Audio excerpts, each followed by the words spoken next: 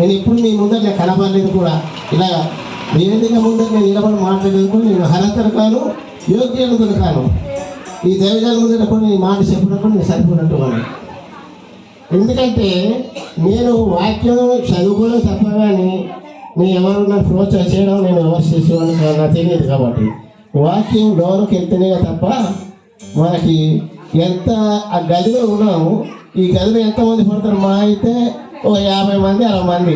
మనం లోన నుంచి చూసి బయట నుంచి చూస్తే కనబడతామా? కనపడం. అందుకే నేను కూడా దేవుని అందించిన ఎదగాలి, దేవుని వాక్యం మీకు బోధ చెప్పాలి, నలుగురు చెప్పాలన్న ఆశతోనే నేను నిర్ణయించుకున్నాను.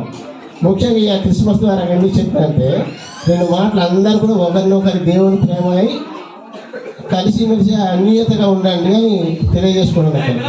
ముఖ్యంగా ఒక మాట చెప్తాను.